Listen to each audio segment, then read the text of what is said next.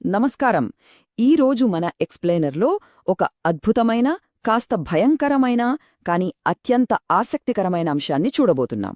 అదే ఉజ్జయినిలోని మహాకాళేశ్వర జ్యోతిర్లింగం వెనుక ఉన్న అసలు రహస్యం.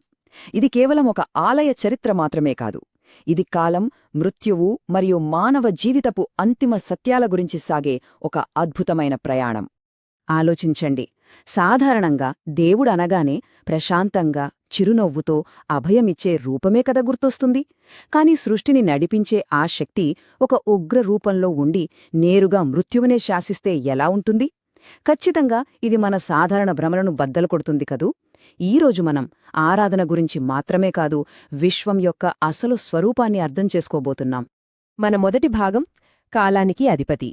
అసలు ఈ మహాకాల్ ఉగ్రరూపం వెనుక ఉన్న ఆంతర్యమేంటో ఇప్పుడు చూద్దాం. ఆ పేరులోనే ఒక పెద్ద రహస్యం దాగి ఉందండి. మహా అంటే గొప్ప అని, కాల్ అంటే కాలం లేదా మృత్యువు అని అర్థం. ఈ రెండూ కలిస్తే మహాకాల్ అంటే ఈయన కేవలం లయకారుడు మాత్రమే కాదు సుమా, కాలచక్రానికి, విధికి, చివరికి మానవుల మరణానికి కూడా అతీతమైన, అనంతమైన పాలకుడు. సింపుల్గా చెప్పాలంటే కాలానికే ఆయన తలమానికం. ఒక్కసారి ఊహించుకోండి, కైలాస పర్వతం మీద కళ్ళు మూసుకుని ప్రశాంతంగా ధ్యానం చేసుకునే ఆ పరమశివుడికి, ఇక్కడ ఉజ్జయినిలో దక్షిణముఖంగా కూర్చుని మృత్యువుని శాసిస్తూ భక్తుల భయాన్ని పారద్రోలే ఈ మహాకాళుడికి మధ్య ఎంతటి గొప్ప వైరుధ్యముందో కదా. ఈ రూపం చాలా యాక్టివ్గా, ఉగ్రంగా ఉండి నేరుగా రక్షణ కల్పిస్తుంది.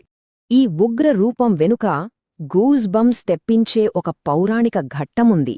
ప్రశాంతంగా ప్రార్థనలు చేసుకుంటున్న భక్తులపై దూషణ్ అనే ఒక గర్వాంధుడైన రాక్షసుడు దాడికి దిగుతాడు. అప్పుడు ఆ భక్తులు ఏ ఆయుధాలూ లేకుండా కేవలం భక్తితో ప్రార్థిస్తారు. ఇంకేముంది, భూమి ఒక్కసారిగా కంపించి భయంకరమైన శబ్దంతో భూమిని చీల్చుకుని మహాకాళుడు ఉగ్రరూపంలో ఉద్భవిస్తాడు. చెడును నాశనం చేసి ధర్మాన్ని నిలబెట్టడానికి జరిగిన విశ్వరూప దర్శనమది. తరువాత ఉజ్జయిని, పవిత్ర నగరం. ఇదంతా ఏదో గాల్లో జరగలేదు. ఈ ప్రాచీన అవంతికా నగరం యొక్క భౌగోళిక, చారిత్రక నేపథ్యంతో ఈ విశ్వ సంగ్రామం ఎలా ముడిపడి ఉందో ఇప్పుడు తెలుసుకుందాం. ఒకప్పటి అవంతికా నగరాన్ని, అంటే నేటి ఉజ్జయినిని మనం కేవలం ఒక సాధారణ నగరంగా చూడలేం. ప్రాచీన కాలంలో ఇదొక అద్భుతమైన విద్యాకేంద్రం, ఖగోళశాస్త్రానికి మూలబిందువు, అలాగే ఒక గొప్ప ఆధ్యాత్మిక సామ్రాజ్యం. కైలాసమనేది శివుడి నివాసమైతే ఉజ్జయిని అనేది శివుని వ్యూహాత్మక యుద్ధక్షేత్ర ప్రధాన కార్యాలయమని చెప్పొచ్చు. That's right, the head quarters. ఈ నగరపు ప్రసిద్ధ పాలకుడు విక్రమాదిత్యుడు మహాకాలుడికి తన తలలే అర్పించినట్లు పురాణాలు చెబుతాయి. ఇక్కడ తల అర్పించడమంటే అక్షరాలా తల నరుక్కోవడమని కాదు. మనిషి తనలోని అహంకారాన్ని దేవుడు ముందు పూర్తిగా వదిలియడానికి ఇదొక శక్తివంతమైన రూపకం. అహాన్ని వదిలితే దైవం మనల్ని ఒక సరికొత్త, స్వచ్ఛమైన మనిషిగా మారుస్తాడు అని దీని అర్థం. ఇక తరువాతి అంశం రాజ్యాన్ని రక్షించే శక్తులు. ఇంతటి పవిత్రమైన నగరం ఏ కాపాలా లేకుండా సాధారణంగా ఉండదు కదా. అత్యంత శక్తివంతమైన రక్షక శక్తులు ఒక వలయంలా ఎలా ఏర్పడి ఉన్నాయో చూద్దాం. ఈ క్షేత్రం చుట్టూ ఉన్న ఆధ్యాత్మిక పటం చాలా యునీక్గా ఉంటుంది. ఉగ్రమైన దైవిక స్త్రీశక్తి అయిన హర్సిద్ధిమాత ఒకవైపు రక్షణగా నిలిస్తే, ఎర్రటి విశ్వశక్తిని ప్రసరించే అంగారకుడి జన్మస్థలమైన మంగళనాథ్ క్షేత్రం మరోవైపుంది. ఇక ఈ నగరానికి ప్రధాన రక్షకుడు నగర కొత్వాల్ సాక్షాత్తు ఆ కాలభైరవుడే. ఇక్కడ కాలభైరవుడికి మద్యం నైవేద్యంగా సమర్పించడం వెనుక ఒక లోతైన తాంత్రిక తత్వం దాగి ఉన్నన్న విషయం మనలో చాలామందికి తెలీదు. మనలో ఉండే దిగువ స్థాయి ప్రాపంచిక కోరికలను, వ్యసనాలను కేవలం అణిచివేయడం కాదు, వాటిని అత్యున్నత ఆధ్యాత్మిక శక్తిగా ఎలా మార్చుకోవాలో ఈ విభిన్నమైన ఆచారం మనకు బోధిస్తుంది. ఈ రక్షణ వలయం మధ్యలో ఉన్న మహాకాళేశ్వర ఆలయ నిర్మాణం కేవలం రాళ్ళూ, ఇటుకలతో కట్టిన భవనం కాదు సుమా. ఇది మన చైతన్యానికి ఒక స్పష్టమైన మ్యాప్. భూగర్భంలో ఉన్న మహాకాళుడు మనం అంతర్ముఖులై మృత్యువును అర్థం చేసుకోవడాన్ని సూచిస్తే, పై అంతస్తులోని ఓంకారేశ్వరుడు విశ్వ సామరస్యాన్ని వివరిస్తాడు. ఇక మూడవ అంతస్తులోని నాగచంద్రేశ్వరుడు మనలోని నిగూఢమైన సర్పశక్తిని, జ్ఞానాన్ని మేల్కొల్పుతాడు.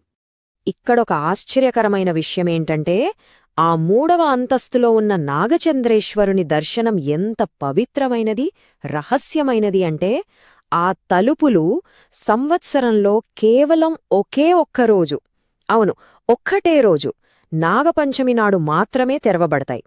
అందుకే ఆ దర్శనానికి అంతటి అపారమైన ఆధ్యాత్మిక ప్రాముఖ్యత ఉంది. నెక్స్ట్ సెక్షన్ భస్మహారతి ఆచారం. ఈ ఆలయ సముదాయం మొత్తానికి ఆధ్యాత్మిక కేంద్రబిందువైన ఈ అసాధారణమైన ఆచారం గురించి మాట్లాడుకుందాం. సాధారణంగా దేవుడికి పూలు, సుగంధద్రవ్యాలు లేదా చందనంతో పూజలు చేస్తారు కదా, కాని ఇది పూర్తిగా భిన్నమైనది. ఈ ఆచారంలో పవిత్రమైన భస్మాన్ని అనగా బూడిదను వాడుతారు. ఇది మనకొక కఠోరమైన వాస్తవాన్ని గుర్తుచేస్తుంది. భౌతికమైన ప్రతిదీ ఏదో ఒకరోజు బూడిద కాక తప్పదు. భస్మమనేది ఈ భౌతిక ప్రపంచం చేరుకునే అంతిమ గమ్యస్థానానికి ప్రతీక. ఈ అద్భుతమైన ఆచారం మొత్తం 5 నిర్దిష్టమైన దశల్లో జరుగుతుంది. మొదట కటిక చీకటిలో దేవుణ్ణి నిద్రలేపడంతో మొదలై మంత్రోచ్చారణల మధ్య పవిత్ర అభిషేకం, అలంకరణ జరుగుతాయి. ఆపై అత్యంత కీలకమైన భస్మ సమర్పణ జరుగుతుంది. చివరగా గంభీరమైన డ్రమ్స్ మరియు శంఖనాదాల మధ్య ప్రజ్వలించే దీపాలతో తుదిహారతి ఇస్తారు. ఇదొక పూజలాగా కాకుండా మంత్రముగ్ధులను చేసే ఒక గొప్ప ఆధ్యాత్మిక అనుభవంలా ఉంటుంది. అయితే ఇదంతా సూర్యోదయానికి ముందే ఎందుకు జరుగుతుందంటే, రాత్రి అనేది మనలోని అజ్ఞానానికి, చీకటికి ప్రతీక. వేకువజాము చైతన్యానికి ప్రతీక. ఉరుకులు పరుగుల జీవితంలో, ప్రపంచపు పరధ్యానాలలో మనం పడిపోకముందే మన లోపల ఒక ఆధ్యాత్మిక మేల్కొల్పు జరగాలి అని ఈ సమయం సూచిస్తుంది. ఎంత అద్భుతమైన ఆలోచన కదా! ఇక మన చివరి భాగం నిజమైన అశాశ్వతతను అంగీకరించడం. ఈ ఆచారాలన్నింటినీ డీకోడ్ చేస్తే మనమొక లోతైన సార్వత్రిక తత్వశాస్త్రం వద్దకు చేరుకుంటాం. మహాకాలుడు నేర్పే అతి పెద్ద పాఠం ఒకటుంది. సమాజం మనకిచ్చిన సంపద, అధికారం, హోదా లాంటి లేబుల్స్ అన్నింటినీ మృత్యువు ఒకే దెబ్బతో తొలగిస్తుంది. ఆ తర్వాత అసలు ఏది మిగులుతుంది? ఈ ఒక్క ప్రశ్న మన అస్తిత్వం యొక్క అంతిమ సత్యాన్ని మన కళ్ల ముందు ఉంచుతుంది. అవును, ప్రతిదీ బూడిదగా మారుతుంది. ఈ మాట వినడానికి కాస్త కఠినంగా, భయంగా అనిపించవచ్చు. కాని ఇది నిరాశపరిచే విషయం కాదు సుమా. నిజానికి ఇది మానవాళి మొత్తాన్ని ఒకే తాటిపైకి తెచ్చే ఒక గొప్ప సమానత్వ సూచిక. ధనవంతులైనా, పేదవారైనా, రాజులైనా అంతిమంగా చేరేది ఈ భస్మం నాటికే. ఈ సత్యాన్ని ఒక్కసారి మనసులో ముద్రించుకోండి. మనం జీవితాంతం కూడబెట్టిన డబ్బు ఇక్కడే కరిగిపోతుంది. ఈ శరీరం వృద్ధాప్యానికి చేరి చివరకు బూడిదనుతుంది. అధికారం అనేది కేవలం టెంపరరీ. భౌతికమైనవి అన్నీ కాలిపోయినప్పుడు చివరకు మిగిలేది ఆ స్వచ్ఛమైన, శాశ్వతమైన ఆధ్యాత్మిక చైతన్యం మాత్రమే అని ఆ పవిత్ర భస్మం ఎలుగెత్తి చాటుతుంది.